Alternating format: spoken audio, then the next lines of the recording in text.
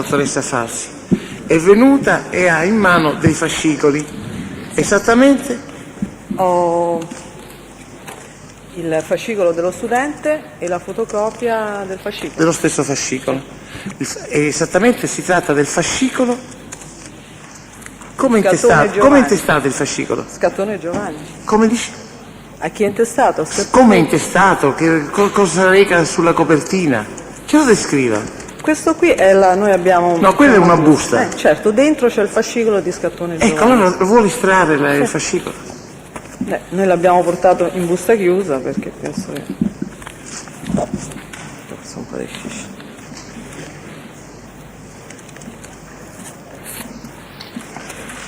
Che ha delle... Ah, grazie, sì, perché è un po' difficile. Questo è il fascicolo, non so, glielo devo... Allora, lei ha estratto dalla busta un fascicolo. Vuole leggere l'intestazione del fascicolo? Sì, faccio anche... estraggo anche questo.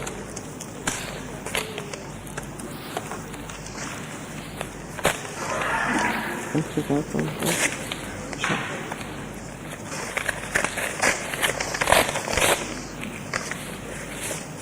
E questo è tutto quello che c'è. Io vi do la prima. Allora, parliamo adesso del fascicolo originale. Cosa? Ah sì. Signora, facciamo prima, per favore signor, mi dia l'originale. Facciamo prima. Sì, certo, altrimenti perdiamo troppo tempo.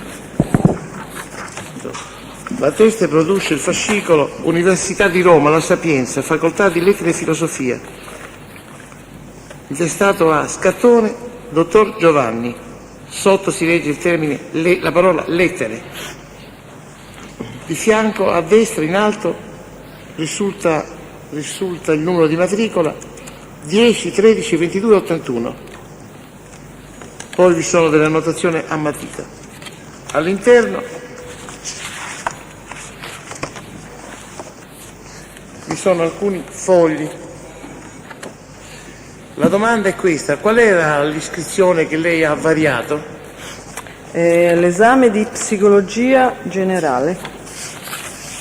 Che si trova su quale foglio? Si trova nel foglio, c'è un certificato di carriera scolastica. Sì. Dove c'è scritto AA 1989/90, psicologia 1, e poi a mano c'è un segno di più o per, e poi i termini psicologia generale. Nuova denominazione.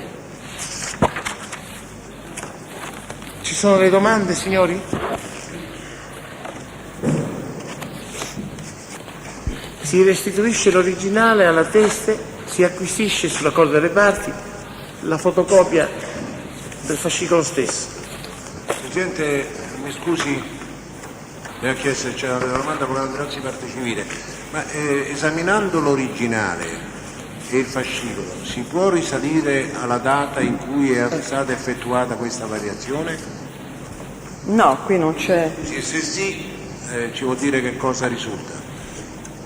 No, qui non risulta perché è stata fatta una correzione a mano.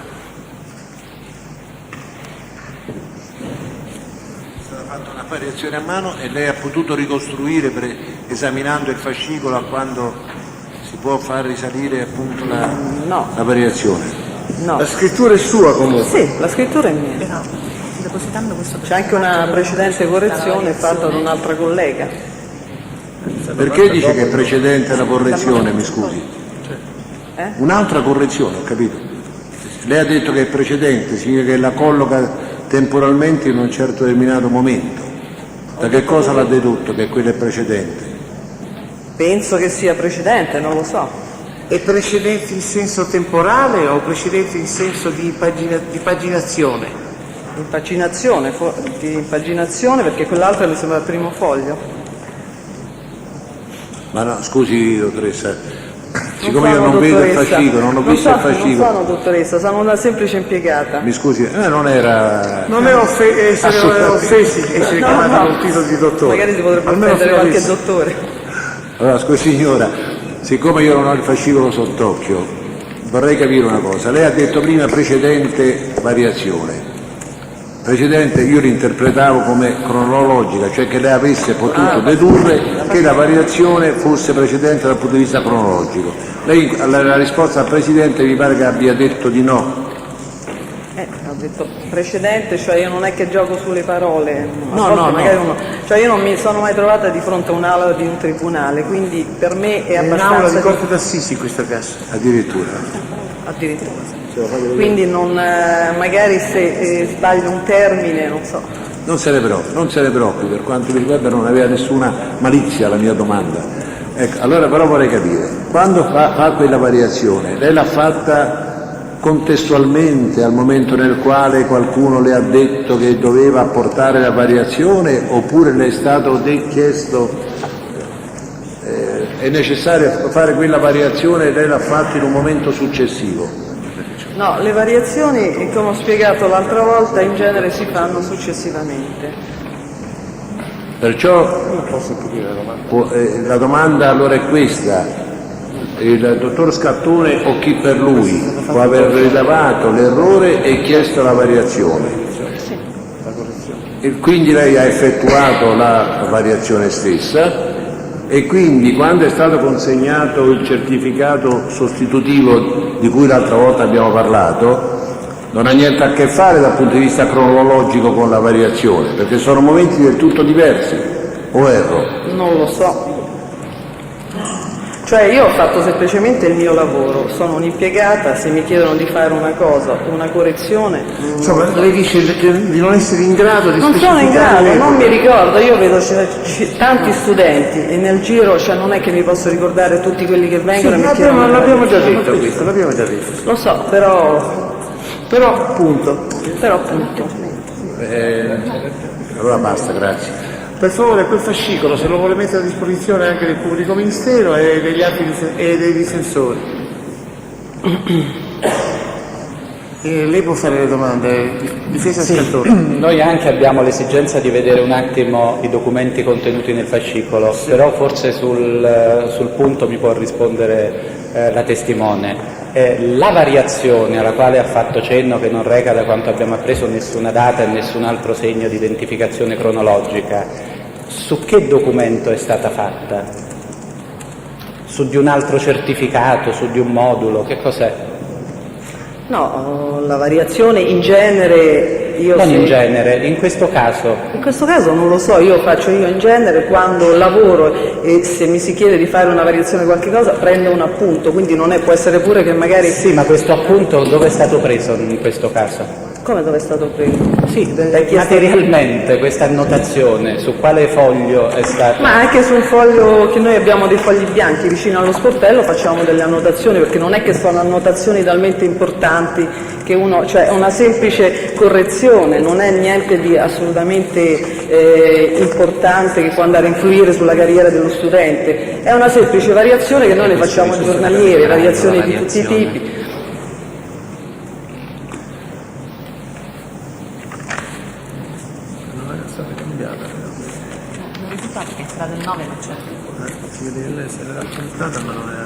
Ecco, io vedo che le annotazioni in questione per psicologia generale, nuova denominazione, è stata apposta su di un certificato del 17 febbraio. Questo certificato era già nel fascicolo? Sì, 17 febbraio, sì, certo. E per quale motivo questo certificato si trovava all'interno del fascicolo dello Scattone? Perché lo studente è iscritto, cioè lo studente è già laureato in un corso di laurea di lettere, in filosofia, scusi.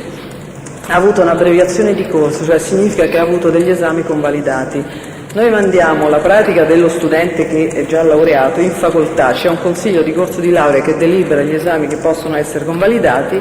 Una volta che ritorna questa delibera del consiglio di corso di laurea, la mettiamo in macchina, cioè mettiamo gli esami che sono stati convalidati dal precedente corso di laurea. Questo è il foglio, poi alla fine, quando è stato messo a posto la pratica si mette a posto e è stato effettuato l'inserimento degli esami con gli esami che sono stati convalidati. Quindi se ho ben capito, questa certificazione relativa agli esami convalidati è una certificazione d'ufficio? Certo, una certificazione d'ufficio. Sai che è successo? Cioè lo studente chiede di iscriversi a un Una determinato... certificazione interna. Quindi una certificazione interna che rimane dentro la pratica Che dello poi studente. servirà per eventuali rilasci di certificazioni, attestazioni, Perché eccetera. Sì, in macchina così risulterà, sul computer risulta gli esami che lo studente ha sostenuto Sì, e quindi che dovrà sostenere per quel corso di laurea 8 esami, perché magari o 7 esami perché è stato riconosciuto un'abbreviazione di corso. Cioè non è forse facile spiegare, No, no. non riesco. Quindi questa certificazione si trovava già comunque all'interno del fascicolo quando il 9 maggio è stato richiesto il certificato che le è stato mostrato alla scorsa udienza. Presidente, mi scusi una domanda, anch'io, prego. Avete fatto la stessa opposizione, immagino. L'avvocato Petrelli, come al solito, dà per scontato cose che scontate non sono. Se vuole formulare meglio la domanda, avvocato. Capisco in che cosa consiste. Il certificato è stato rilasciato il 9 maggio, esiste. Il certificato non è stato rilasciato il 9 maggio e questo è proprio il punto del discorso. La Teste ha riferito poc'anzi che questa certificazione su cui è avvenuta la variazione è una certificazione interna, Appunto. interna. Quindi era nel fascicolo dal 17 febbraio quando l'ufficio ne aveva disposta la formazione e Era l'acquisizione. esistente questa Insomma, non correzione gliela- prima o dopo Quale certificazione? la correzione? La correzione, cioè dentro il fascicolo, io non so, cioè non mi posso ricordare tutti gli studenti che vengono e faccio le correzioni. Non penso che abbia fatto niente di arbitrario se non mi ricordo. No, ma non deve assumere un atteggiamento di scontro polemico con chi le fa le domande. Noi cerchiamo soltanto di capire cose che eventualmente per lei, ovviamente, che fa da sempre questo lavoro, sono più Comunque la ovvie. certificazione comunque era precedente al 9 maggio. Il foglio di carriera certificazione- scolastica, questa, quello che sta là. questa certificazione interna era precedente al 9 maggio. Avrà anche una data. Alla data del Sì, c'è la data del 17 17 febbraio. sì, allora, sì. basta. Alla data Beh, ma del dal 17 febbraio, quello che io volevo capire è se a prescindere dalla data questo documento gli era stato portato da qualcuno, dallo Scattone o da altri ad esempio, ed inserito nel fascicolo quel Ma giorno. mi sembra Questo era il dubbio. No, quello è un foglio di carriera. Aspetti un momento, questo era avvocato. il La dubbio. Teste, a domanda che credo di aver fatto io stesso, ha riferito che si tratta di una certificazione interna Appunto. che non viene portata dallo studente, ma viene formata dall'università, dal personale dell'università. Appunto, quindi dovendo fare l'annotazione sulla variazione, trovandosi già nel fascicolo questo certificato acquisito d'ufficio, l'annotazione nel caso è stata fatta su quel certificato già presente.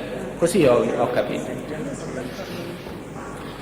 A questo punto, signore, lei ha un certificato Certo. d'ufficio, poi deve Cioè, annotare se- psicologia certo. dinamica e È lo una scrive correzione, sul è una certificato. minima correzione, quindi non è una correzione Sì, ma basilare che non va a stiamo finire. processando per quella correzione, vogliamo solo sapere come sta E allora, sì, certo, magari sulla carriera scolastica metto questa annotazione, è una semplice annotazione. Perfetto, un'annotazione, benissimo. Lei c'ha la fotocopia in mano, signor? Sì, L'ufficiale giudiziario, per favore, può ritirare. però non so se sono state spillate, forse... Perché non avevamo preparato la busta, quindi...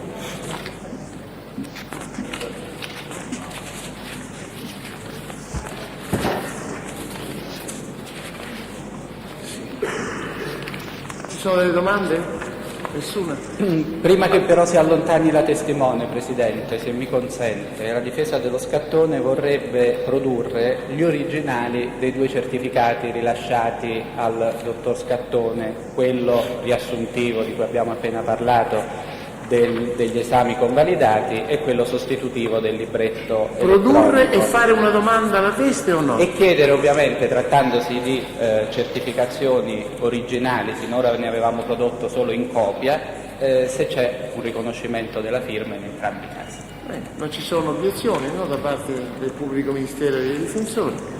No, esamini, signora Falsi, Questa è la di due mia, sì. documenti. La firma, la sì. firma o sigla è sua? Sono le mie, sì. Ci può dire se in quel certificato del 9 maggio risulta la variazione della quale abbiamo sinora parlato? No, risulta psicologia. Quindi risulta ancora la dizione originale. Sì. Grazie. Allora acquistiamo gli originali, autorizziamo la signora Falsi a restituire all'Università di Roma La Sapienza l'originale del fascicolo personale.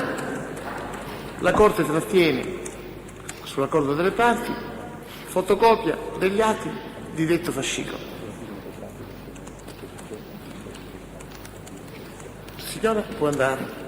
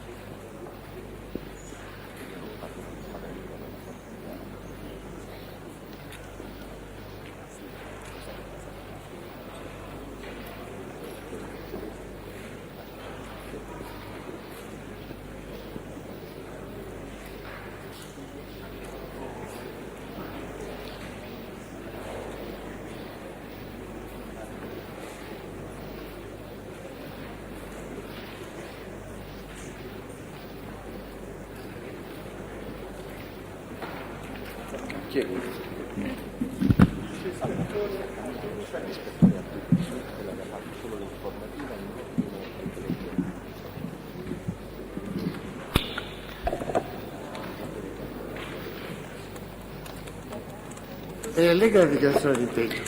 Consapevole della responsabilità morale e giuridica che assumo con la mia deposizione, mi impegno a dire tutta la verità e a non nascondere nulla di quanto è a mia conoscenza. Sì, come si chiama? Adducci Agnese, La sua qualifica? vice ispettore della Digos di Roma. Ispettore, lei ha fatto un'attività relativa a visione di cassette per trasmissioni di telegiornali? Io non ho propriamente visionato, non ho personalmente visionato le videocassette relative alle registrazioni dei TG.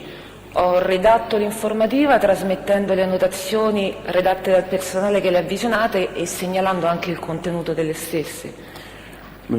Questo personale che l'aveva precedentemente visionate, lei ricorda chi fosse? Sono gli agenti scelti Bona Valentina e l'agente scelto Carrozzino Giuseppe, che è presente in aula. Presidente, allora per quanto riguarda la teste Adducci, siccome si è limitata soltanto a fare una relazione di trasmissione di quanto era stato esaminato dall'agente Carrozzino, la nota di trasmissione e agli atti comunque l'accusa la può esibire in questo momento. Siccome l'agente Carrozzino è presente in aula, se la Corte vuole sentire direttamente l'agente che effettuò la visione delle cassette relative alle notizie di telegiornale del fatto del 9 maggio, può ammetterlo direttamente, dato che Carrozzino è presente, nel senso che giuridicamente presente ma fisicamente è ovviamente fuori dall'aula. Volevo ricordare, avendo colto delle perplessità, che nelle scorse due ultime udienze abbiamo sollecitato le parti a temi di prova sull'orario di trasmissione della notizia del ferimento di Marta Russo e sull'orario delle telefonate, sull'accertamento dell'esatto orario delle telefonate pervenute al 118, 113 e 112 e il funzionamento degli annessi orologi. Lo dico all'avvocato Cartolano che mi guarda strano. Sull'accordo delle parti, possiamo controllare i verbali, si è deciso di sentire i testi in questo senso e il nome dell'ispettrice Adducci era stato proprio espressamente fatto come autrice della informativa di cui sopra. Quindi stiamo procedendo formalmente sul vostro accordo? Sull'accordo delle parti, formalmente con un 507, ma in realtà con l'accordo di tutte le parti. Altrimenti il nome mi era sfuggito perché riguardava i dirigenti. L'accordo di tutte le parti è nell'interesse di tutte le Sì, parti. sì.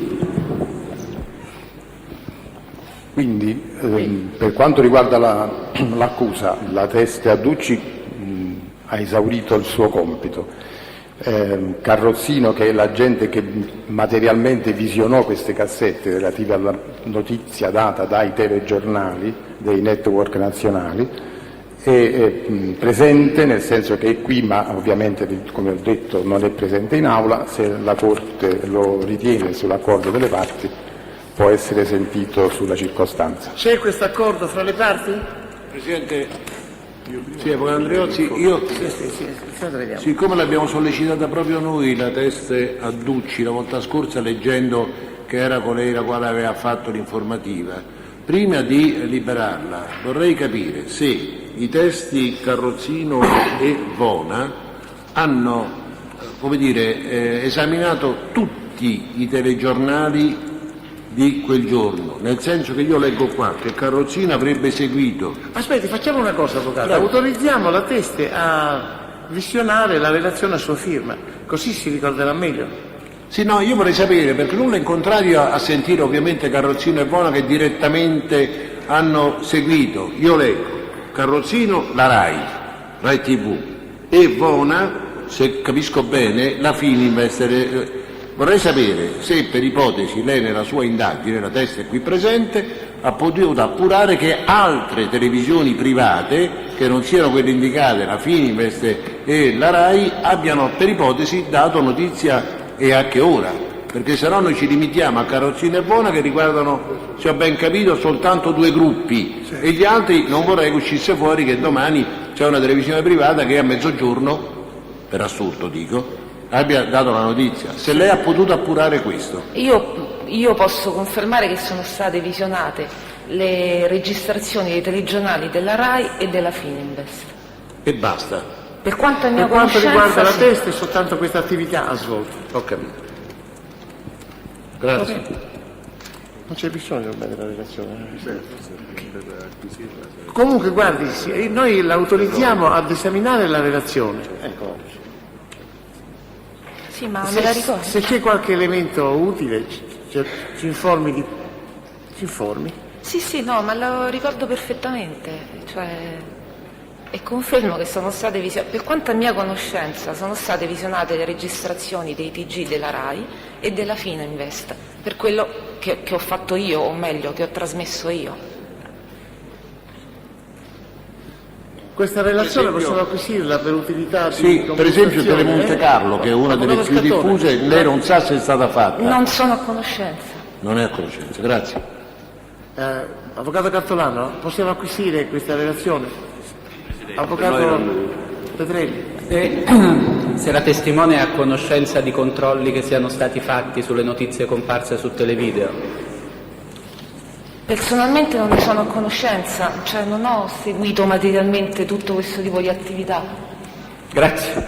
Allora acquistiamo questa relazione sull'accordo delle parti. Ce la dia e si allontani pure. Grazie. Per quanto riguarda il testimone presente di nome Carrozzino, nulla questio che venga sentito a norma dell'articolo 493, terzo comma CPP, immediatamente? Nulla questio. Allora, ufficiale giudiziario, introduca all'ispettore o l'agente Carrozzino.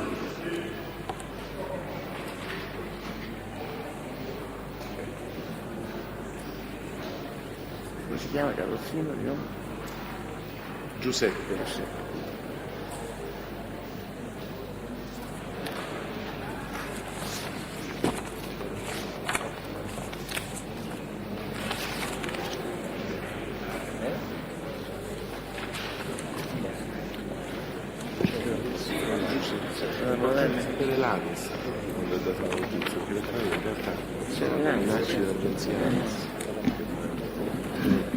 Buongiorno.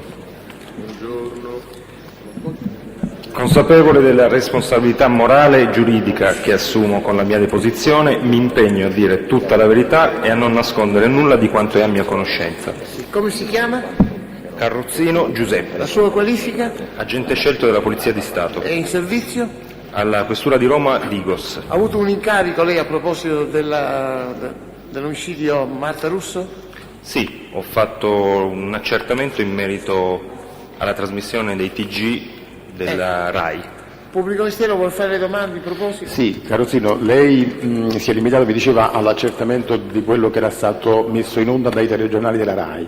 Sì, esattamente. Le risulta se qualche altro suo collega abbia fatto la stessa cosa per altri telegiornali di altre reti? A mia conoscenza c'è solo la collega Bona Valentina che ha fatto un accertamento in merito ai TG della rete Fininvest. Altre reti non ne sono a conoscenza. Le risulta se è stato detto di vedere o non vedere anche Telemonte Carlo o Televideo? No, non mi risulta. L'accertamento che ha fatto lei dà il risultato che poi lei ha inserito in quella relazione che adesso è stata esibita alla Corte, cioè in determinati orari? Un'annotazione, sì. Che poi è quella che è stata trasmessa con un'informativa dall'ispettrice Adducci. Non ho altre domande, Presidente.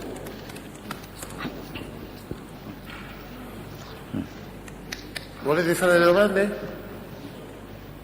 Senta, per favore, vuol mostrare la relazione al test? Può specificare gli orari del lancio della notizia? Sì. L'autorizzo a esaminare la sua relazione. Sì, no. Lo ricordo benissimo perché io, visionando la videocassetta fornitami, mi ricordo che Rai 1 e Rai 3 diedero la notizia dell'evento, Rai 1 nel TG delle 13:30 e Rai 3 nel TG delle 14. Rai 2 non diede nessuna notizia in quella fascia oraria. Va bene. Possiamo mandare via il testo? Io però non ho, scusi Presidente, Avvocato Andreozzi, parte civile, non ho capito bene se ha verificato anche Televideo, che se non sbaglio è collegato alla RAI. Sì, no, perché stavo visionando una videocassetta, quindi non ho assolutamente visionato Televideo. Non ha potuto neanche appurare indirettamente, cioè chiedendo alla RAI, visto che lei aveva fatto questo accertamento, non ha autonomamente provveduto a chiedere alla RAI se c'era stato qualche lancio di notizia a Televideo e se sì a che ora? No, perché per quanto di mia competenza ho semplicemente ricevuto questa videocassetta e visionatela redigendo l'annotazione, quindi poi di mia iniziativa non ho fatto nulla, mi sono limitato a questo. Grazie.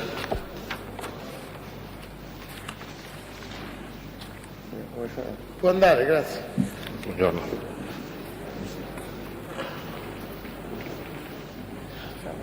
Certamente alla radio, no, alla radio.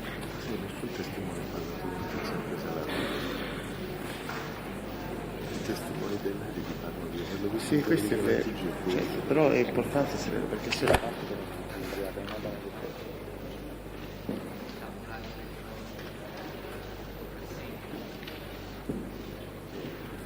ma cacchio non ha visto l'effetto di questo è il televideo.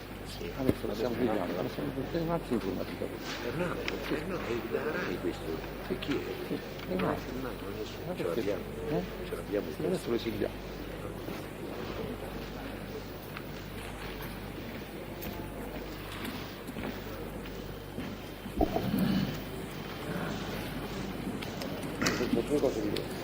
Consapevole della responsabilità morale e giuridica che assumo con la mia deposizione, mi impegno a dire tutta la verità e a non nascondere nulla di quanto è a mia conoscenza. Il suo nome? Salerno Pasquale. Adesso io.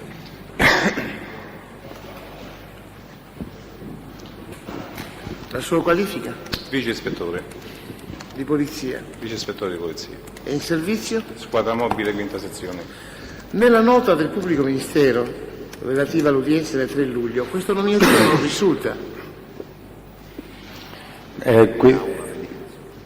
Nell'udienza precedente fu chiesto dalla difesa l'estensione dell'escursione testimoniale dei funzionari o ispettori o agenti della squadra mobile della DILMOS che fosse, che avevano preso parte alla perquisizione, tra virgolette, a casa dell'imputato Ferraro e a casa dell'imputato Scaltone. Salerno era rimasto fuori all'epoca da questa lista di escursione, per cui è stato aggiunto oggi. E quindi è un testimone della difesa o del pubblico ministero? Di tutte e due? Non era nella nostra lista, l'abbiamo fatto venire perché ovviamente per noi non ci sono testi della difesa o testi dell'accusa, ci sono testi della verità. Chi è che aveva sollecitato la discussione di questo test? Presidente, mi scusi, se ben ricordo era stata la parte civile, in seguito alla nostra richiesta di libretti di tiro, di sentire il test prima dell'acquisizione dei libretti. Benissimo, d'accordo. Quindi c'è accordo comunque fra tutte le parti per escludere questo testimone. Va bene. E quindi diamo, è in servizio dove lei? Squadra mobile, quinta sezione. Sì.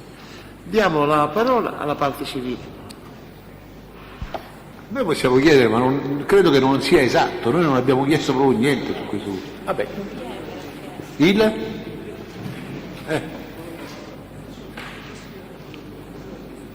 Che cosa ha fatto intanto lei per quanto riguarda le indagini sulla morte di Marta Russo?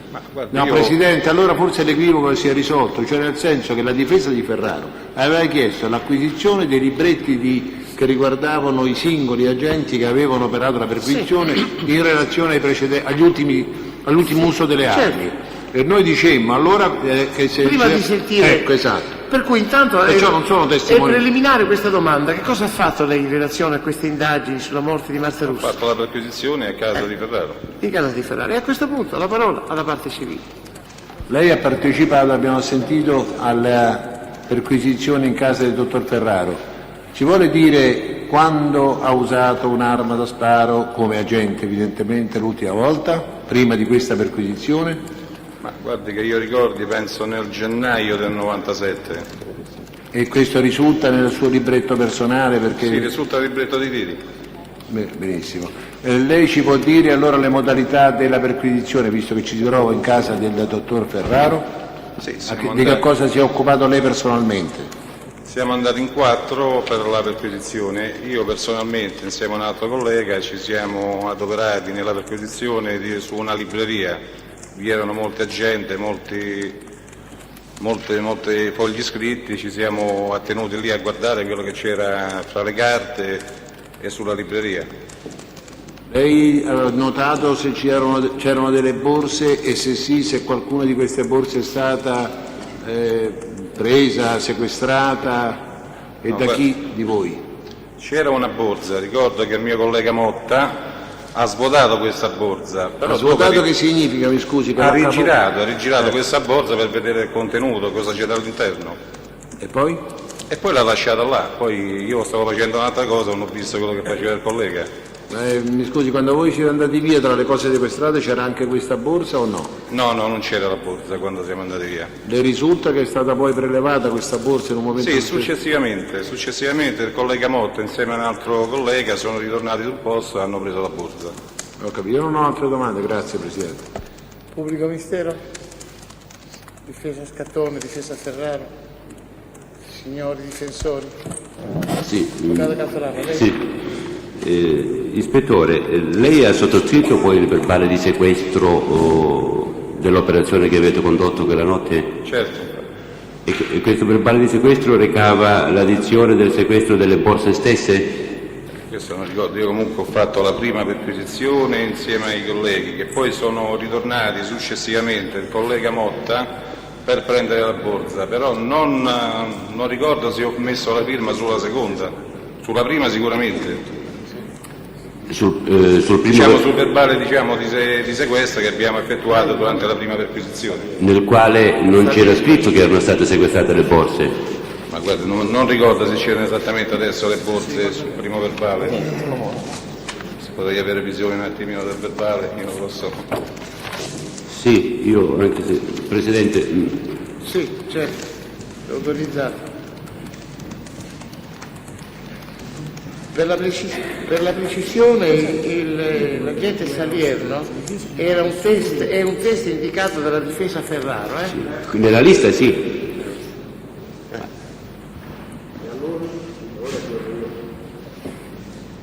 Sì, però siccome... Visto che c'è, lo stiamo sentendo. Certo, ma io stavo rispondendo alle lamentele che provenivano da dietro. Non le raccolgo.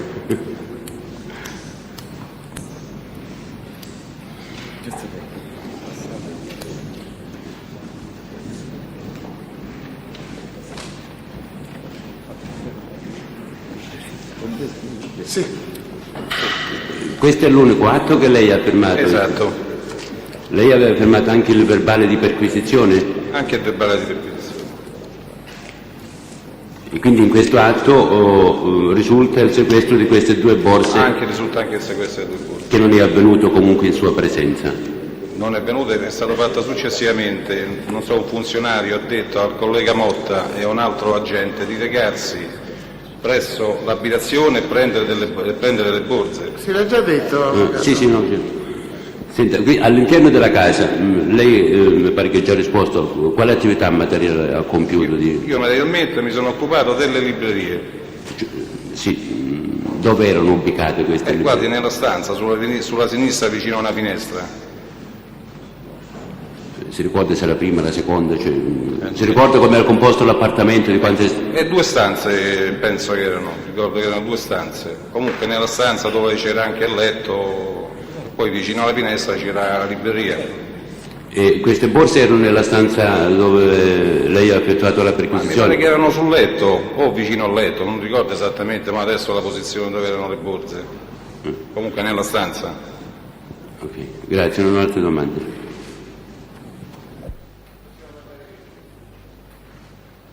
Si può accomodare. Ancora di questi non vengono.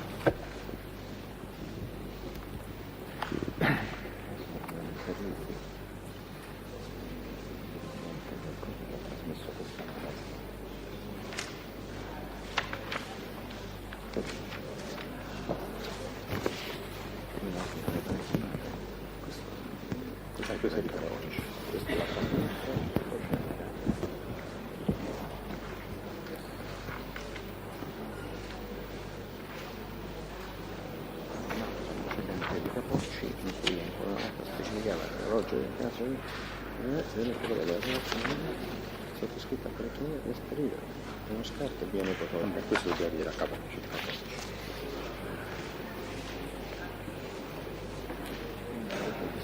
Quando arrivano tutte le cose insieme, che cazzo questo è quello dell'università, questo è quello che dice che gli orologi sono sincronizzati. Longhi Luciano. Ci ha fatto una cosa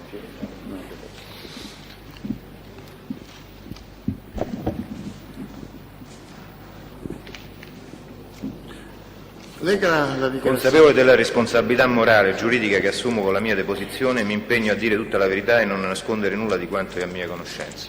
Si chiama? È Longhi Luciano. La sua qualifica? È coordinatore del Centro Servizi Telematici dell'Università di Roma La Sapienza. Quando è nato? 19 novembre 1951. Dove? A Roma. Pubblico ministero? Signor Longhi, in base alla sua qualità e al suo lavoro presso l'università, può dire gli apparati concernenti il centralino e quindi le rilevanze orarie delle telefonate in uscita dal centralino stesso, se sono sincronizzate con apparecchiature a carattere nazionale? Sì, la rilevazione degli orari è sincronizzata con l'orario Telecom nazionale. Con l'orario Telecom nazionale? Sì, esatto. Da quando? Sempre, da quando è stata acquisita la centrale, dal 1990, praticamente è sempre registrato ogni 6 mesi l'orario Telecom sull'orologio elettronico della centrale telefonica. Quindi ogni 6 mesi viene, diciamo così, verificata la... Sì. Diciamo che è un orologio di ottima qualità, quindi la differenza di sincronizzazione è meno di un secondo ogni 6 mesi. Meno di un secondo al mese? Meno di un secondo al semestre? Sì, diciamo di meno di un secondo al semestre, si parla di decimi di secondo. Non ho altre domande, Presidente. Parte civile? Nessuna domanda? Difesa? Presidente, per quanto riguarda la registrazione dei flussi di telefonate, ci può specificare quali sono le telefonate che risultano dai tabulati elettronici? Mi spiego meglio, vengono registrate solo le telefonate in uscita o anche le telefonate in entrata? No, vengono registrate soltanto le telefonate in uscita, e in uscita si intendono numeri Telecom, quindi non numeri interni. Vengono in questi casi registrate anche telefonate nel caso in cui l'utente chiamato non risponde? Sì, certo. Viene registrata anche la telefonata nel caso in cui l'apparecchio dell'utente chiamato è occupato? Sì, se non risponde, certo, sì. Non rispondeva nel senso che non rispondeva nessuno? No, è lo stesso. In tutti e due i casi? Diciamo che registra la chiamata in uscita, poi l'attivazione dall'altra parte, la risposta è irrilevante. È rilevante, esatto. Grazie. Registra la telefonata in uscita e anche l'orario, la durata della telefonata? Sì, c'è un tracciato record che rimane memorizzato e che dà il tempo della telefonata e gli scatti effettuati durante il corso della telefonata. Ecco, per esempio, questi scatti sarebbe opportuno sapere delle telefonate. No, non è lui. Scatti qua. Nel prospetto che noi abbiamo delle telefonate fatte dagli imputati dalla sala lì, diciamo, dalla segreteria, risultano tabulati non risultano durati, però se non vado errato, chiediamo sostanza di prodotti. Pubblico Ministero, nei tabulati relativi a queste utenze risultano anche le durate delle telefonate? Mi sembra di sì, Presidente. Stiamo parlando di telefonate partite dall'università. Sì. E dirette. È il tabulato che poi fa parte degli atti del dibattito. Ecco, sì. Il tabulato fa già parte degli atti, in questo momento non lo ricordavo, va bene, allora non... Vabbè. Comunque lo possiamo riesibire, perché tanto è sempre lo stesso. No, noi poi verifichiamo noi con tranquillità. Può andare, grazie. Presidente, no, chiedo scusa su questo aspetto. Se i tabulati danno la certezza dell'interno di provenienza? Sì, certo. Grazie. Può andare.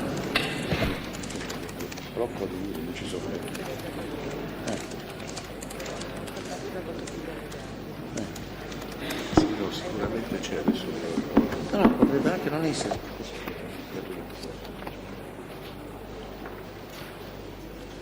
Non c'è l'informativa grossa, l'allegato 14 all'informativa grossa.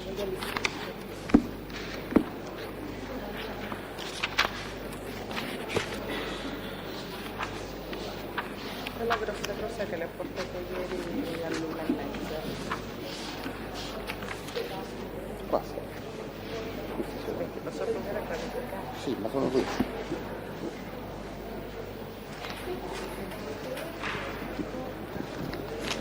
Non mi perdo le carte di servizio.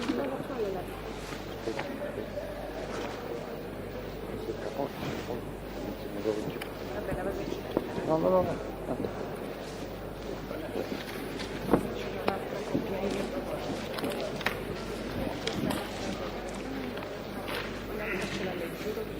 Non so che c'era, non ce l'ho qua,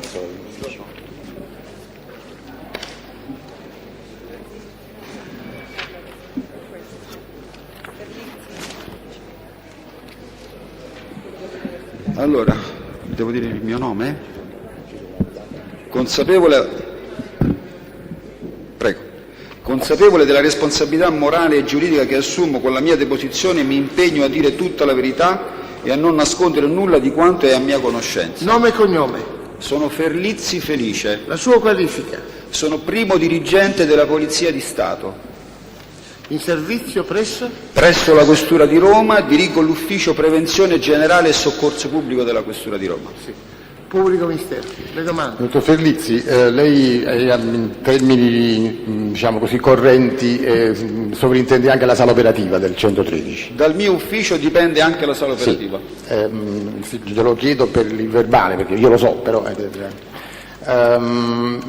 relativamente a telefonate, la sua posizione concerne telefonate che arrivarono alla sala del 113 il giorno 9 maggio del 97. Sì, signore.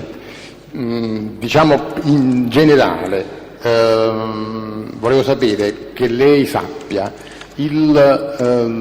l'orologio, diciamo così, del 113 è sincronizzato con apparecchiature di carattere nazionale?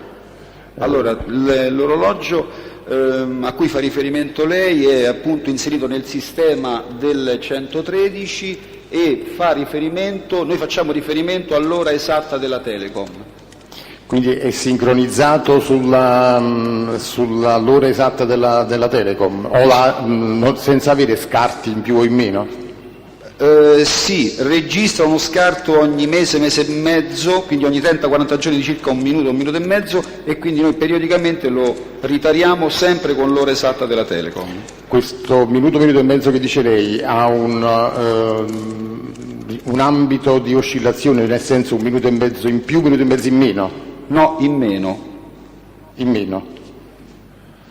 Poi sarà, se lei mi consente, più preciso probabilmente il tecnico Capocci, che credo sia stato convocato oggi. Sì. Giancarlo Capocci. Sì, signore. Va bene, grazie. Non ho altre domande, Presidente. Ce l'orologio va indietro. Quando lei parla di un minuto e 30 secondi si riferisce circa, Presidente? A un periodo di un mese? Sì, circa da 30 ai 40 giorni. Da 30 ai 40 giorni.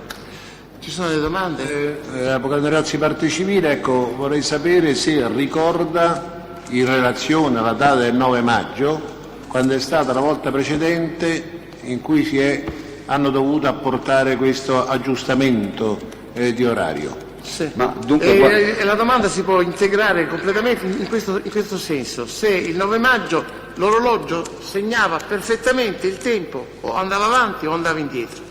guardi, le ripeto, viene periodicamente riconfermato l'orario. Ora io le dovessi dire il 9 maggio quanti giorni prima era stata rifatta questa verifica, non lo so. È in grado però di poter dare una risposta? Forse Capocci dopo di me, forse. Scusi ancora, siccome lei a suo tempo ha fatto una relazione, sia pure interna al dirigente della Digos, in cui si parla delle telefonate pervenute a 113 il 9 maggio. Sì, ricordo. Ecco, se lei ricorda. Un'ulteriore furintegrazione, mi pare. Com'è? No, prego. Se ricorda la prima telefonata che lei ha potuto successivamente verificare pervenuta a 113, relativa all'incidente, a quanto avvenuto all'università? Guardi, io dunque la prima telefonata ricordo che fu delle 11:42 e qualche secondo da un certo signor Ditta. Poi ci fu una seconda telefonata tra i 42 e i 43, peraltro brevissima, di una anonima signora o signorina, e fu brevissima perché fu uno scambio di battute di alcuni secondi, e poi a 43 e qualcosa c'è la telefonata di Bramis, e poi tutta un'altra serie di telefonate che, vuol dire, sono solleciti ed altro, quindi questo credo che ricordo di ricordare che sia all'ordine delle telefonate pervenute a noi. Lei può ricordare anche il contenuto della telefonata o si limita soltanto alla conoscenza? Io in linea di massima sì, però insomma, ecco, poter ricordare il contenuto di ogni singola telefonata. No, di ogni singola telefonata no. Ricordo che le telefonate, voglio dire, la più significativa come consistenza di discorso fu sicuramente la prima e la terza. La prima quella di Ditta, quella che lei ha detto di... La prima credo che si articoli in 4 fasi fondamentali, cioè c'è la prima segnalazione dove appunto ci dicono quello che è successo, l'operatore chiede, spero di ricordare bene, la conferma di quanto l'interlocutore ci sta dicendo. Ma l'interlocutore che cosa aveva detto, scusi? Io non posso ricordare che cosa aveva detto. Io ho le mie carte, posso... Penso che possa, il Presidente, se vuole consultare. Sì, ma Presidente, abbiamo detto che il dottor Ferlizzi sovrintende a una serie di servizi, tra cui la sala operativa del 113, non è lui che risponde alle telefonate, quindi come fa a sapere il contenuto di una telefonata? E poi la relazione non è a sua firma, è a sua firma? Sì, lui la spedisce solamente. E allora lei può prendere in considerazione la relazione a sua firma. Quello che sa, evidentemente. Ho già risposto, Presidente. No, ha dato una risposta, ma Io- la domanda dell'avvocato era di sapere cosa le disse il signor Ditta. Se lo sa, Sì. cosa disse il signor Ditta? Se Le ricorda. ripeto, genericamente sì, so che la telefonata è articolata in 4 momenti fondamentali. C'è la segnalazione iniziale dove si parla se non ricordo male, di una ragazza con un malore o qualcosa del genere. L'operatore radio chiede dove questo sia successo e si conferma E che questa è la seconda fase. all'interno dell'università. La terza è per sapere qualcosa di più in riferimento ai fatti e la quarta parte è che, se non ricordo male, fu passato il servizio sanitario per il soccorso, come solitamente avviene nella procedura del 113. Dottor Felici, mi scusi se mi intrometto, per servizio sanitario lei intende il 118? Sì, signore. Grazie.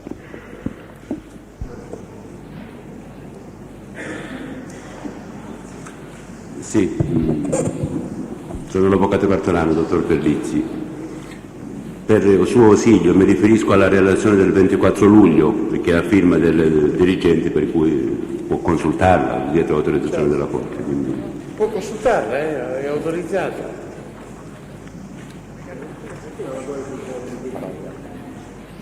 Del 24 luglio, sì. Qui lei poco fa ha detto che ci fu prima la telefonata del signor Ditta, Sì. la prima telefonata, poi ci fu una telefonata di voce anonima femminile, Non ha detto femminile. Sì, femminile Ha detto presa. femminile? Sì, comunque era voce, femminile. Voce femminile. Voce femminile. Indi la terza telefonata di certo Dramis. Bene. Ora, in relazione a questo atto che lei ha davanti, questa telefonata che è attribuita alla voce anonima femminile è datata 11, 43 e 32 secondi. Lei conferma questa circostanza? Sì, se l'ho scritto, sì. Allora, per favore, siamo precisi. Prima telefonata 11, 42 e Dunque, alle 11. 11:42. Dov'è la prima? La prima telefonata è delle 11:42 ed alcuni secondi, perché io ho E confermato alcuni secondi soltanto, lei dice, non può alcuni essere secondi. preciso. Seconda telefonata, quella dell'anonimo, voce femminile. Alle ore 11:43 e 32 secondi è pervenuta una generica richiesta da parte di anonimo femminile di inviare un'ambulanza presso l'università per una ragazza caduta in terra. Questo è il succo della terza seconda telefonata, quella di Dramis. La terza telefonata era alle 11. La terza telefonata, scusi un attimo Presidente, la terza telefonata è sempre delle 11:43. Dunque, la terza telefonata, io al momento non posso, comunque sono 11:43 e alcuni secondi. La prima telefonata poi fu Comunque, girata al 118. La prima telefonata fu girata al 118? Fu girata al 118. La seconda fu girata... La seconda... Mi scusi Presidente, la prima non fu girata al 118. Non fu girata... La prima no. Allora ci dica quali furono Scusi, le telefonate girate al 118. Allora, scusate. La prima del Ditta si conclude con l'operatore che dice guardi, le passo subito le ambulanze. Le ambulanze in gergo significa il 118. Questo è da verbale. La seconda telefonata, che è lo scambio di battute con la signora o signorina con la voce femminile, la telefonata si conclude così: la signora dice a giurisprudenza, quindi per indicare il luogo dove si doveva fare affluire l'ambulanza, e l'operatore radio risponde sì, gliela passo, attenda. Questa è la seconda. Gliela passo, cosa vuol dire? Passo il 118, rimanga in linea perché gliela sto passando. Perfetto. Questa è la seconda telefonata. La terza seconda. telefonata. La terza telefonata, se interessa. Interessa la Corte, forse al pubblico ministero no, interessa la Corte. No, si rivolta a me, Presidente. La terza telefonata, alla difesa, forse no, alla Corte sì. La terza telefonata, signor Presidente, si conclude Piazzale Aldo Moro Università, grazie, va bene, perché chiaramente avevamo già tutte le indicazioni e quindi avevamo già girato la telefonata al 118. Bene, dottor Perlizzi, lei è il dirigente del COT? No, io Che cos'è il COT? Centro operativo? Io io sono il dirigente, dunque è organizzata così, è una divisione. La divisione, io sono il direttore della divisione, dalla divisione dipendono altri uffici, tra cui il COT, che ha un suo dirigente. Quindi lei comunque è il dirigente dell'UPGSP? Sì, signore. Bene. Fu lei a dare disposizioni il giorno 4 giugno al signor Capocci Giancarlo di effettuare l'ascolto delle telefonate pervenute al 113? Guardi, ricordo che in stretta collaborazione con gli uffici investigativi si organizzò il riascolto delle telefonate. Siamo un gruppo di... Delle telefonate? Sì, delle telefonate sulle famose piste che noi abbiamo di registrazione. Era un gruppo di lavoro, quindi sì, ritengo che anch'io abbia detto facciamo questo. No, la domanda non è in relazione alla data. Ecco, se il 4 giugno, se lei ricorda, perché glielo dico, ecco, siccome l'agente Capocci che lei ha citato ha parlato di disposizioni impartitegli il 4 giugno del 1997, se lei può confermare, se ricorda certamente, che queste operazioni furono svolte il 4 giugno. Guardi, il mio lavoro, noi riceviamo, perdoni signor Presidente se aggiungo questi particolari, ma credo che siano importanti per capire un attimo le dimensioni del problema. Noi registriamo circa 5.000 segnalazioni al giorno. Quindi dobbiamo continuamente supervisionare in questa città tutto ciò che succede. Ora, se ci sono diversi fatti che chiaramente, come si può ipotizzare, si può immaginare sul 113 arrivano gravi e finiscono poi notevolmente ridimensionati, così come arrivano e apparentemente cose banali che poi nell'andarsi a sviluppare, ad analizzare, quindi ora, se io fossi presente materialmente, abbia detto sicuramente era presente il mio funzionario che dirige la sala operativa. Ora non ricordo se lui abbia parlato con me direttamente o mi abbia avvertito telefonicamente sul mio cellulare per dire guarda c'è questo problema, dobbiamo riascoltare. Ma sicuramente ho dato il mio assenso, presente o no ho dato il mio assenso. Sì, non era questo, era il problema di che come difesa interessa accertare se queste disposizioni furono date il 4 giugno 1997. Ma c'è scritto lì nella relazione. Ma non è a firma sua, Presidente. No, se ricordava, visto che si parla di direttive impartite. Questa relazione è a firma del Capocci. Capocci. E chiediamo a Capocci. Grazie, dottore. Signor Presidente, grazie, buongiorno. No, vuole fare domande? Sì. Scusi ancora. Difesa Scartone. Che traccia documentale resta del passaggio interno delle telefonate effettuate al 113 e passate al 118? Allora, dunque, il 113 è organizzato su una centrale con 25 linee in entrata. È presidiata da 8 operatori, 6 operatori, 2 funzionari e tutta una serie di telefoni posti nei vari uffici perché appunto ci sia sempre comunque ammesso che ci sia diciamo un surplus di telefonate per poter dare una risposta immediata al cittadino. Tutto il sistema viene registrato su una pinza magnetica, credo che così si chiami, a 48 vie, cioè ogni via registra un suo messaggio. Ogni 24 ore, credo di ricordare bene, ogni 24 ore il sistema viene ripristinato, cioè trova una sua continuità, ogni 24 ore c'è un sistema, il sistema che deve servire per il giorno successivo diventa la riserva del giorno di cui stiamo parlando e andiamo avanti così, con una centrale che credo dottor Felici, se lei si scossa dal microfono, se lei si scossa dal microfono, quello che dice non viene registrato, quindi parli senza voltarsi indietro. Devo ripetere. Parli alla Corte, altrimenti Deve parlare alla Corte. Sì, signore. Devo ripeterle? Così si registra meglio. Ma io ho sentito, pubblico ministero, credo che anche in questo caso l'apparato non ha tradito. No, ma era, guarda caso, in prevenzione che io facevo questa. Quando risponde alle domande dell'avvocato, risponde alla Corte. Sì, signore. Di richiedersi verso la Corte.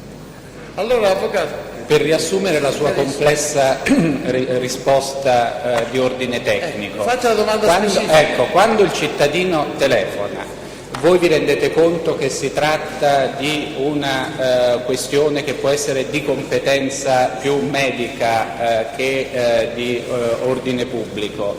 Dite attenda un attimo che le passo il 118.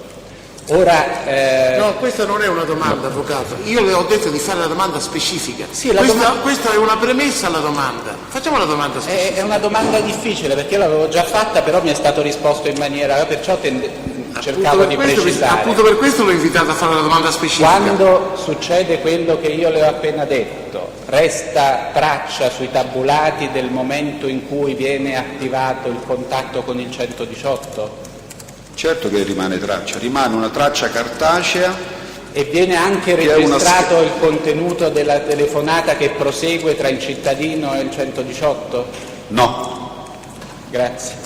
Senta, chi è che può riferire sulla data dell'ultimo aggiustamento del centralino? Ovviamente rispetto alla data del 9 maggio. Ma guardi, la tolleranza, le ripeto, è talmente per noi minima che periodicamente viene riaggiornato. Ora può capitare ogni 20 giorni, ogni 15, non lo so. Sì, questo ha già risposto. Volevo sapere se c'è traccia documentale o se comunque qualche altro funzionario può ricordare l'ultima data di aggiustamento. L'unico che può darle una risposta in questo senso forse è Capocci dopo di me. Capocci? Dopo di me, la persona convocata. È la persona che segue come testimone. Grazie. Sì, però succede questo. Quando viene il tecnico per effettuare la registrazione, questo tecnico è un vostro dipendente? È un nostro dipendente, oggi in pensione. La persona convocata... No, sto dicendo, chi fa la registrazione è un dipendente vostro? Sì, signore. E non annota la data del suo intervento? Ritengo di no. Fa più interventi analoghi lui?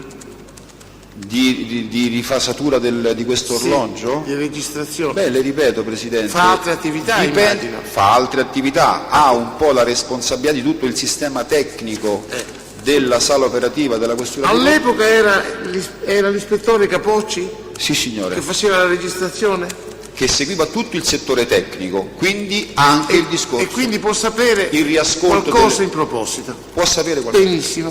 Non ci sono domande? No, Presidente, prima che si allontani il testo, mi scusi, una domanda alla Corte perché può darsi che sia sfuggita a me.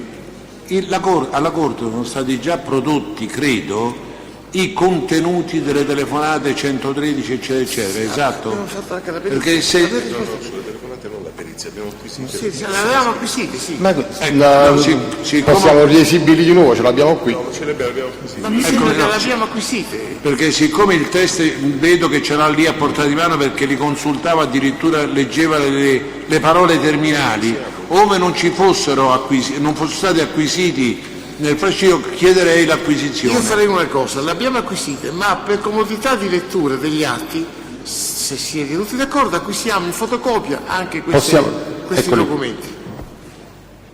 Siamo d'accordo? Bene. Le 3 telefonate sono in corso di esibizione adesso. Di cui la seconda di una donna. Quelle che sono state oggetto della testimonianza del dottor. Possiamo mandare via il dottore? No. Ce li può lasciare il test, quindi... Sì, ma sono le stesse cose. Grazie, dottore. Grazie a lei, buongiorno. Allora, sentiamo Capocci.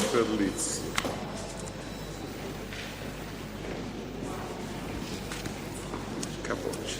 Io al 20 aprile che ho studiato gli atti ho detto una sola cosa, devo sentire Capocci parlare del diritto. Siamo riusciti fino a dopo 3 mesi. Ancora non è, se non ero io, insiste, era arrivato per ultimo,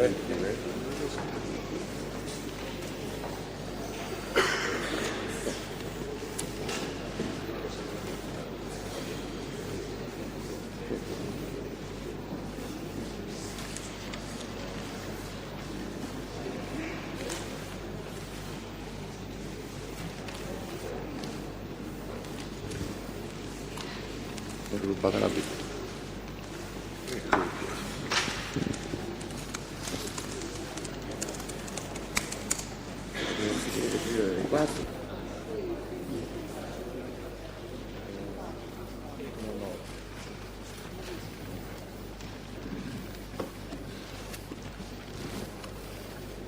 Capocci Giancarlo.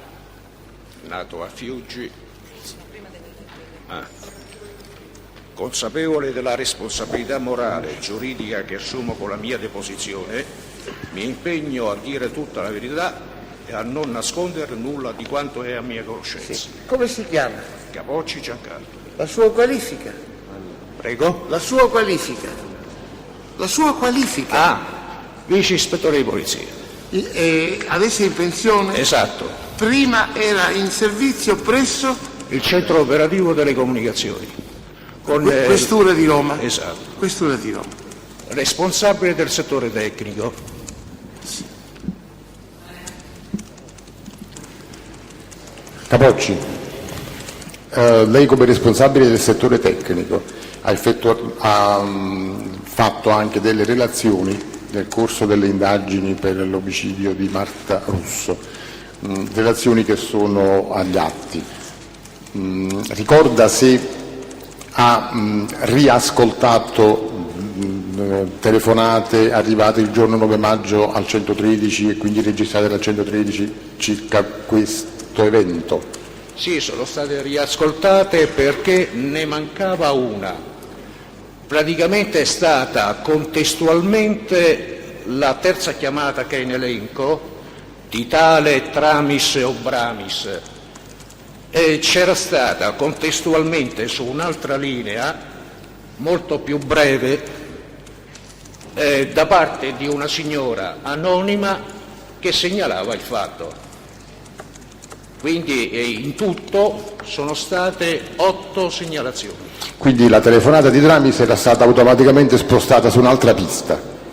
No, praticamente nel corso della telefonata di Tramis, contestualmente su un'altra pista, perveniva al 113 la chiamata da parte di questa signora. Quindi il dirottamento su un'altra pista è avvenuto per quanto riguarda la telefonata anonima, diciamo così, esatto. Una telefonata di persona che non Parliamo si di piste qualificò. magnetiche. Pista magnetica, chiaramente. Sì, perché il centralino del 113 ha 6 postazioni. 6 postazioni, quindi ciascun operatore praticamente contestualmente al fatto che uno sta ricevendo, l'altro può ricevere ugualmente. Sì. E in questo caso si è verificato proprio questo. Siccome la terza telefonata, ripeto, Tramis o Bramis, adesso lo rammento bene chi fosse, Bramis. Siccome nell'ascolto di questa pista era molto più lunga, e allora andando sull'altra pista non si sentiva nulla, perché la segnalazione da parte della signora è stata molto breve. Quando ci fu il dirigente della squadra mobile, i 2 funzionari della Digos che vennero su per cercare proprio questa telefonata, fu subito rintracciata e fu messa. In ordine temporale, quali furono le telefonate? Allora, la prima è stata da parte del signor Ditta, la seconda è stata da parte di questa donna anonima, la terza Tramis. Quasi in contemporanea? Sì, perché si andava dal 11:42, 11:43 le 2 contestuali e successivamente le altre. Un'ultima cosa, Capocci. L'orologio del 113 è sincronizzato? Domanda, è sincronizzato? No, ecco, tengo a precisare, non è l'orologio del 113. L'impianto di registrazione principale, che è un apparecchio a bobine, è tedesco e questo ha un orologio pilota a sé stante, è meccanico. Quindi a seguito del funzionamento, del trascinamento delle bobine, scandisce i secondi. E questo nel tempo, vale a dire una mia constatazione, mediamente in un mese può andare a perdere 1 minuto o 2 minuti. A perdere. A perdere, non va avanti. A perdere sull'ora ufficiale. Per voi l'ora ufficiale, quando lei dice l'ora ufficiale di Telecom oppure, che posso dire, da parte della RAI. è la stessa cosa in effetti. L'ora esatta praticamente. Esatto. L'aggiustamento, quando voi, lei o altri suoi colleghi constatavano questa perdita di minuti rispetto all'orario ufficiale, che cosa succedeva? Allora si resetta, vale a dire si era imposta l'orario corretto, e questo siccome veniva fatto, io ne avevo il controllo di questa apparecchiatura, me ne asservivo per tutti gli accertamenti che c'erano da fare, però erano deputati alla sostituzione della bobina e tutto quello che è insito tecnicamente nell'apparecchiatura, il personale dei servizi tecnici che ogni mattina veniva a sostituire la bobina. Questo per quanto riguarda la sostituzione della bobina, quindi immagino che anche questo stesso personale, quando era necessario, rimetteva a posto, diciamo così. Sì, ma il più delle volte lo facevo io perché ho una mania proprio dell'orario. Questo riaggiustamento, se lei se lo ricorda naturalmente, avveniva con che cadenza? Una volta al mese? Mediamente una volta al mese. Mediamente una volta al mese. Lei ricorda se avveniva, per quanto riguarda una volta al mese, se avveniva all'inizio o alla fine del mese, nel senso no, quanto me ne accorgevo. Quindi al poteva momento capitare... che andavo ad effettuare la verifica, constatavo che questa apparecchiatura mi faceva 1 minuto, 2 minuti in meno, agivo subito sul resettaggio e reimpostavo l'ora corretta. Quindi allora più correttamente potremmo dire più che una volta al mese la frase? Sì, mediamente era sui 20 giorni. Ecco, diciamo 20-30 giorni, senza parlare di mese, perché altrimenti si potrebbe pensare al mese di calendario, gennaio, febbraio, marzo, aprile, invece no, ogni quando succedeva, grosso modo era ogni 20-30 giorni, a prescindere da che mese fosse in quel momento o che mese di calendario fosse stato. Ma stiamo parlando del fatto. Esatto. Ecco, in relazione alla data del fatto, può dirci qualcosa? Io, dell'orologio? Se non erro, ho menzionato sulla relazione che il resettaggio l'avevo fatto a maggio. Vale a dire, la reimpostazione dell'orario esatto l'avevo fatto a maggio. Ma prima o dopo il 9 maggio? No, è stato prima. Ma non me ricordo bene. Se dice molto prima diventa aprile. Io ho capito molto prima. Ha parlato di maggio prima, quindi non molto prima. Non ricorda la data esatta? No. Siamo però nel mese di maggio. Dovrebbe essere il mese di maggio, perché, ripeto, io le apparecchiature, special modo questa qui, che sapevo dello scarto che aveva, la guardavo ogni 15-20 giorni.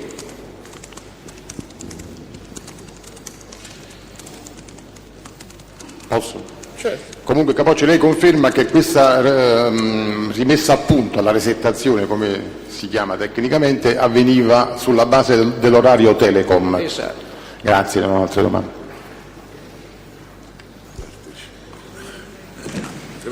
Avvocato Andreozzi, parte civile, parto da quest'ultima domanda. Senta, quando lei faceva queste messe a punto, le annotava, le segnava? No, signore. Risulta in nessun posto? No. Non risulta. Lei ha detto genericamente adesso a maggio e poi la domanda del Presidente prima di maggio. C'è un motivo per cui si ricorda? No, non ho detto prima di maggio. Prima del 9 maggio, prima del 9 maggio, scusi. Prima o dopo il 9 maggio? Ho detto prima.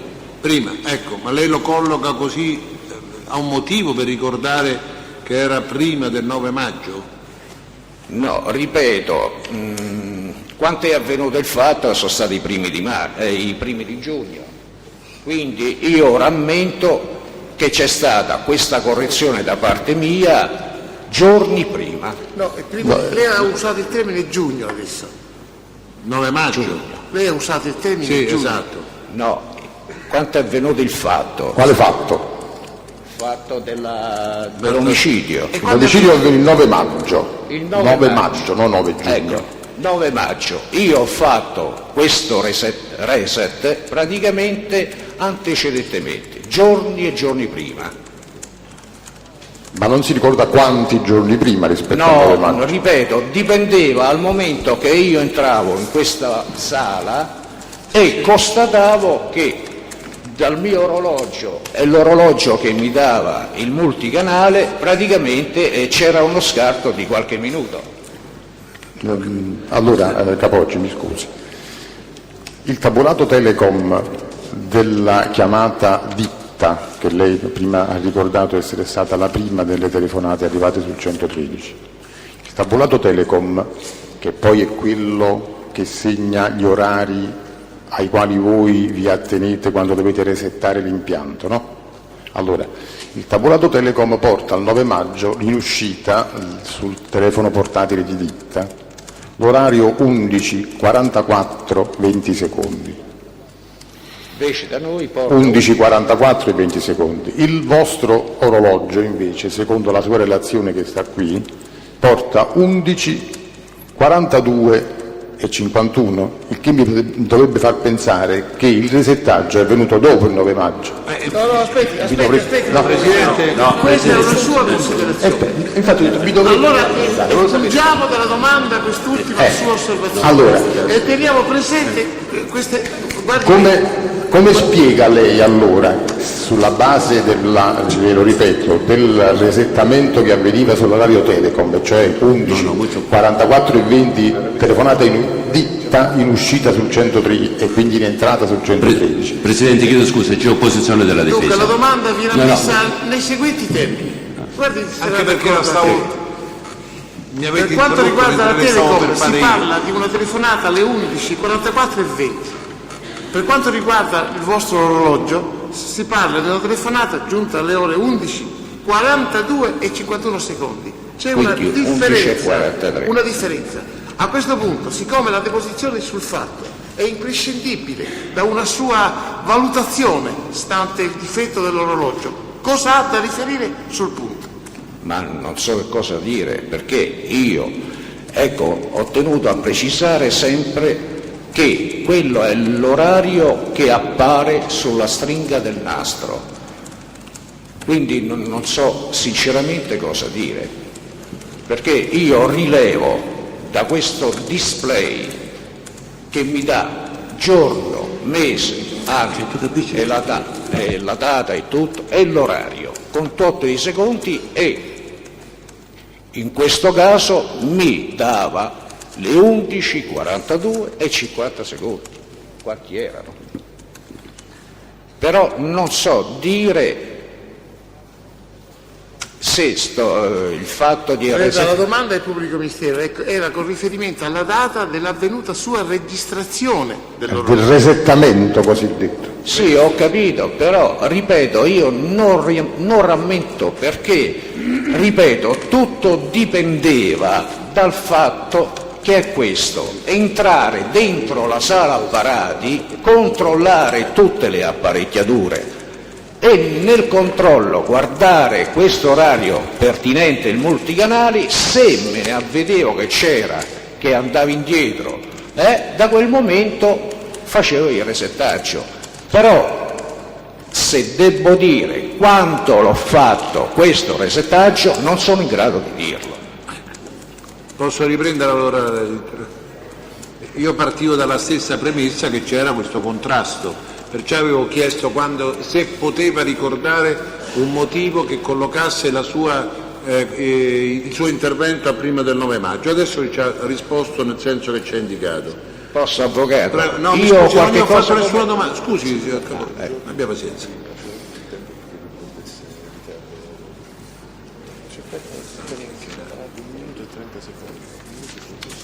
Abbiamo finito? No, aspettavo, posso continuare? Lei ha iniziato dicendo che in relazione all'omicidio di Marta Russo ci sono state 8 segnalazioni lei sedendosi però ha detto questo come prima risposta, può dirci da quando, e questo l'abbiamo appurato, a quando, l'orario? Se posso consultare. Sì, è autorizzato.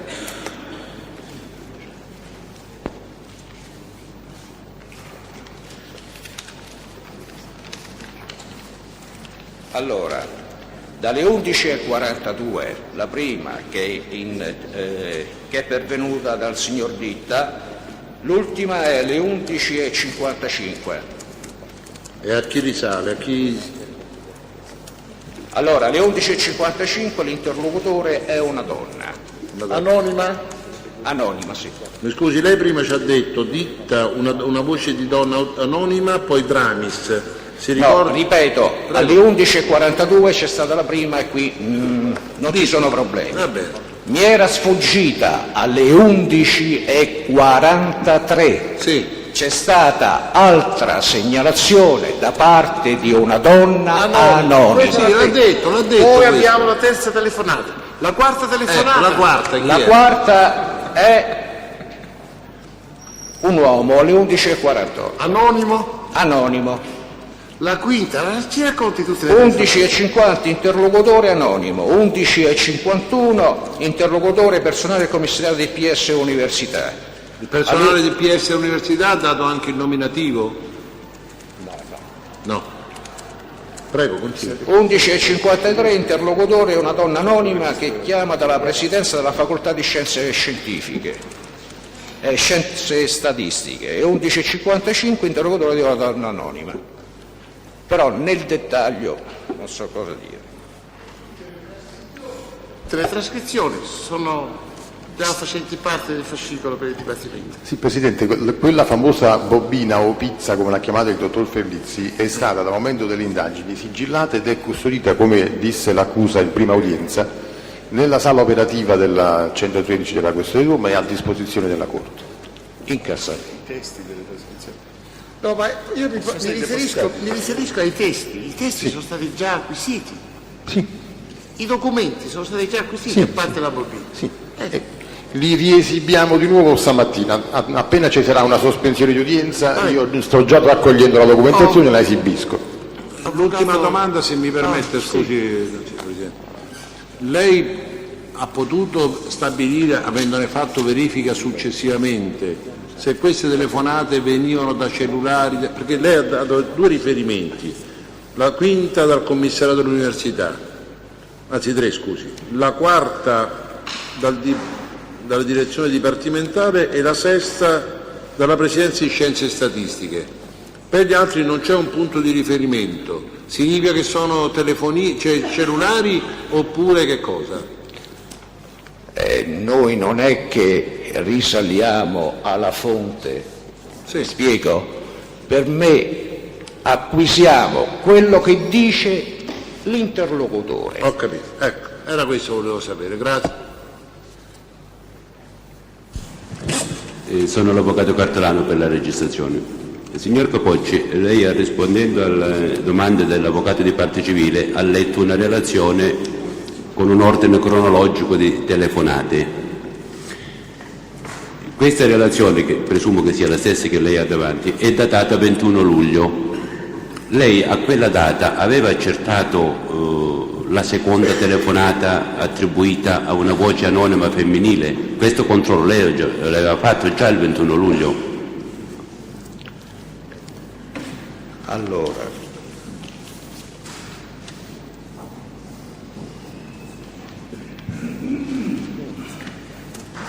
ripeto, mi era sfuggita questa qui. In data 21 luglio, a seguito dell'intervento in sala operativa del dirigente La Mobile e due funzionari della Digos, fu rintracciata questa telefonata. Che allora non fu inserita nella sua relazione? Esatto. Per una semplice omissione, chiaramente. No, non è omissione. C'è omissione o dimenticanza? No, non trovata. Quindi il 21 luglio... Non l'avevo trovata perché era contestuale alla seconda chiamata, vale a dire alla terza chiamata di Dramis. Su questo aveva già risposto però, Presidente. Era su un'altra vista, avvocato Cartone. Va bene. L'abbiamo già visto. Senta, lei il primo controllo sulle telefonate pervenute al 113 in relazione all'episodio di Marta Russo, quando lo ha effettuato? Controllo, l'ascolto delle segnalazioni. Quanto mi fu richiesto da Sì, parte. quando? Vale a dire, cominciamo quasi subito il lavoro. Cominciamo quasi subito, adesso non rammento se proprio quel giorno oppure il giorno dopo. Lei ha davanti la sua relazione di servizio 21 luglio?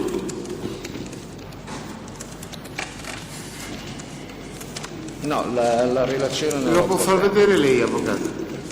Lo faccia vedere.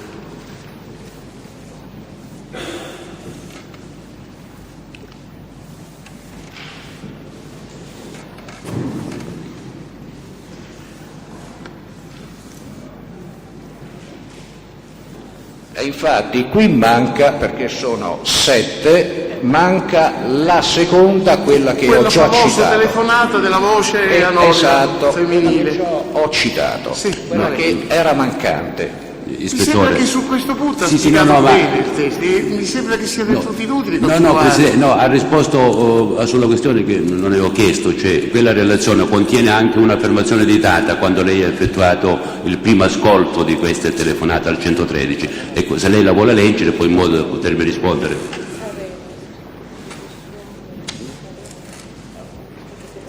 Legga ad alta voce però, perché altrimenti non sentiamo.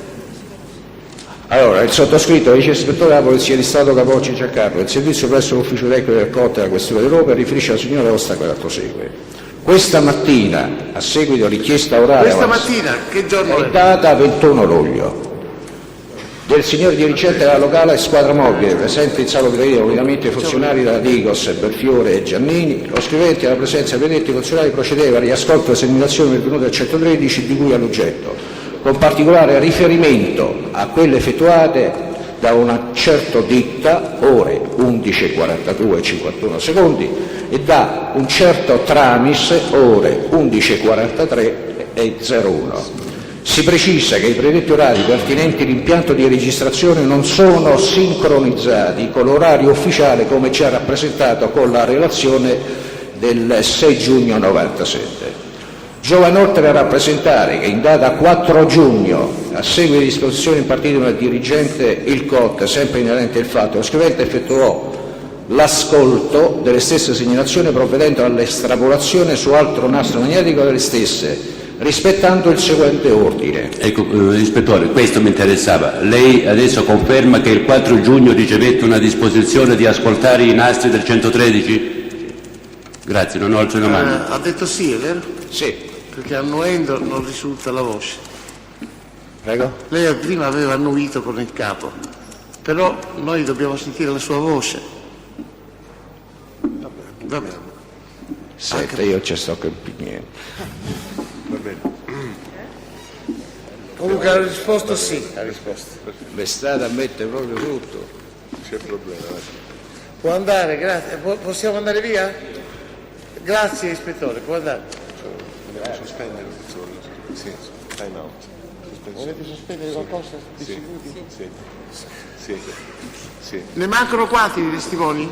Quanti sono? 5. 5. Sospendiamo per 10 minuti.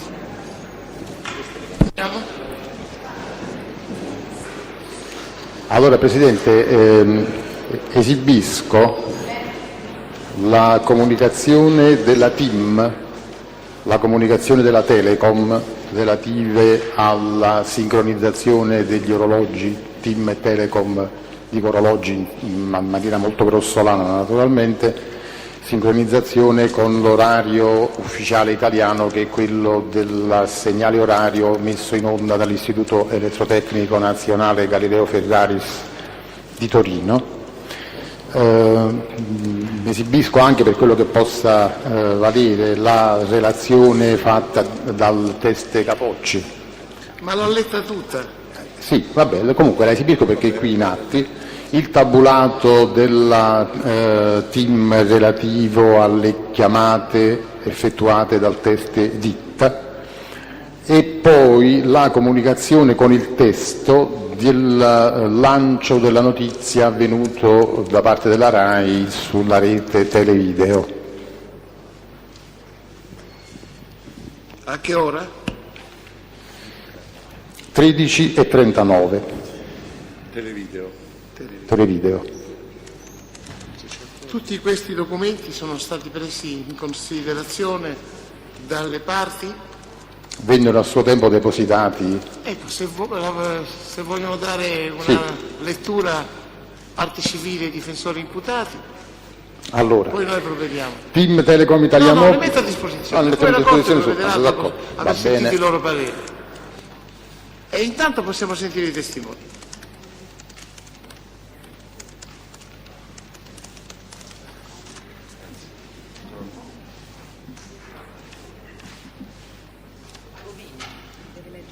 Tenente colonnello Agovino. Sono il tenente colonnello Agovino, No, prima della qualifica la dichiarazione di impegno. consapevole della responsabilità morale e giuridica che assumo con la mia deposizione, mi impegno a dire tutta la verità e a non nascondere nulla di quanto è a mia conoscenza. Sì, adesso nome, cognome e qualifica. Sono il tenente colonnello Agovino, comando il reparto Agovino, operativo dei il nome? Angelo. Comando il reparto operativo dei Carabinieri di Roma. Sì. Pubblico ministero può fare domande. Colonnello, nella sua funzione lei sovrintende anche al centro, alla sala operativa del 112? Sì, il 112 è uno dei reparti che dipende dal reparto operativo. Ci sa dire se l'orologio, diciamo così, o comunque la registrazione di orari, la registrazione automatica di orari delle chiamate che pervengono al 112 sia su un orologio sincronizzato con qualche struttura nazionale? No, il sistema di registrazione dell'orario della centrale operativa dei Carabinieri di Roma non è allineato su un sistema di ora esatta nazionale. Nel senso che viene ogni tanto poi registrato, cioè rimessa a posto l'ora, o sapete già in partenza che esiste uno scarto in più o in meno?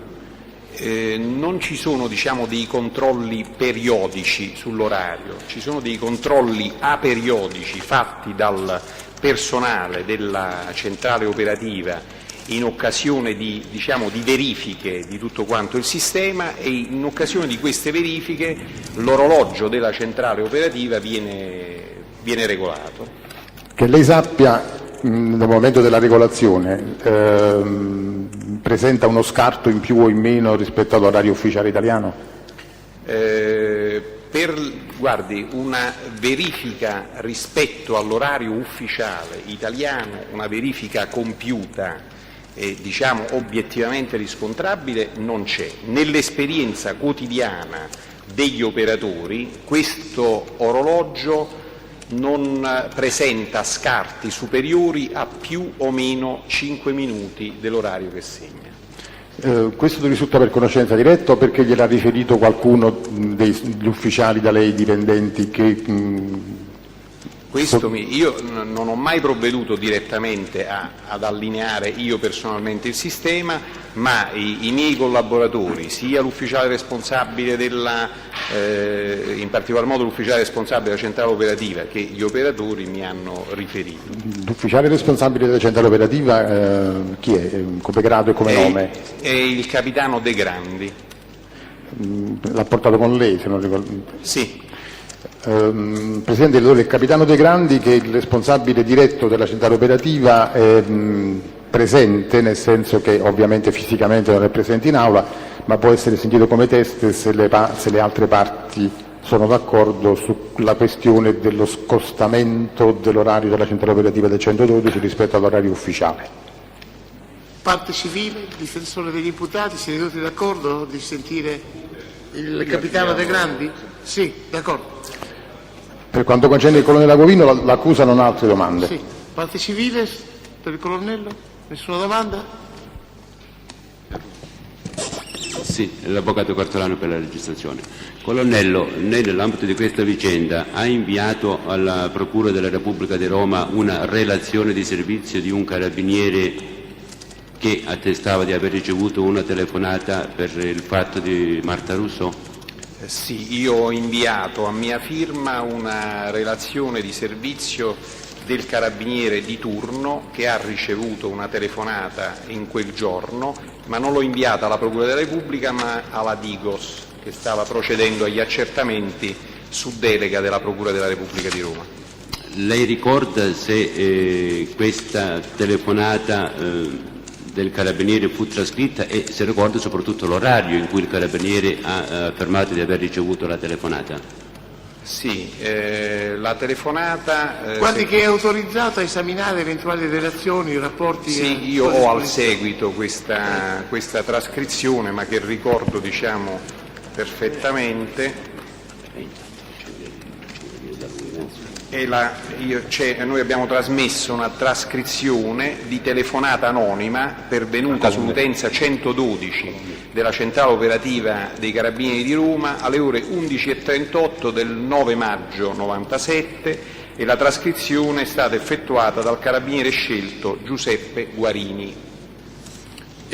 Colonnello, chiedo scusa, quando lei ha inviato questa ulteriore informazione sulla possibilità di discrasia dell'orario, ecco, sulla base di che cosa, avendo inviato questa relazione, lei ha sentito la necessità di far presente che l'orologio del 112 poteva andare avanti o indietro? Ecco, c'era stata una richiesta specifica da parte della Digos in tal senso oppure... Allora, io le leggo testualmente perché la richiesta che mi fu formulata dalla Digos. La Digos mi chiede, in ordine al procedimento penale, si prega voler comunicare se la mattina del 9 maggio sono giunte presso codesta centrale operativa telefonate inerenti richieste di soccorsi all'interno dell'Università La Sapienza. In caso positivo si gradirà a conoscere, con la massima urgenza, l'orario esatto e il testo delle comunicazioni in argomento. Ergo mi sembrava importante chiarire, dal momento che la Digos chiedeva l'orario esatto, mi sembrava importante chiarire i termini dell'esattezza dell'orario che sono riferiti al nostro orologio, quindi al sistema interno della nostra centrale operativa che, come dicevo prima, non è collegata con un sistema nazionale di ora esatta né viene sottoposto a controlli periodici, ma a controlli aperiodici in occasione di verifiche di altro genere sulla efficienza del sistema. Senta, se lei ha conoscenza, è possibile da questa registrazione accertare se la telefonata era partita da un'utenza fissa oppure da un'utenza mobile? Se attraverso la telefonata è pervenuta al vostro centralino?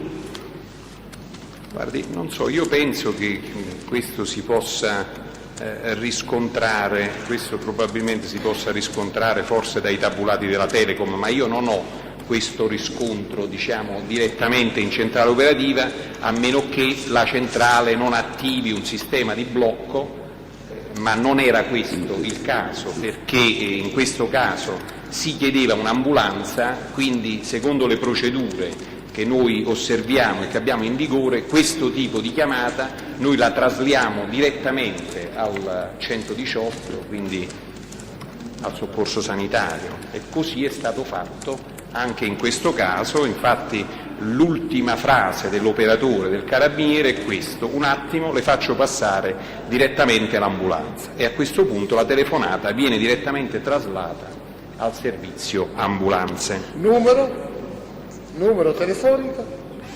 Guardi, noi abbiamo un punto a punto con il 118, non è, certo. Quindi c'è un collegamento, diciamo, sì, diretto. Comunque col 118, sì. Con l'utenza 118. Sì. Colonnello, chiedo scusa, ma l'operatore carabiniere fa presente al 118 che questa telefonata... L'operatore carabiniere non parla con il 118, l'operatore carabiniere, per accelerare i tempi e non diciamo appesantire ulteriormente le procedure, mette direttamente in comunicazione l'utente con il 118, quindi si limita a traslare la telefonata senza neanche interloquire con l'operatore del 118, che comincia a parlare direttamente con chi formula la richiesta di soccorso. E quindi a questo punto il 118 non...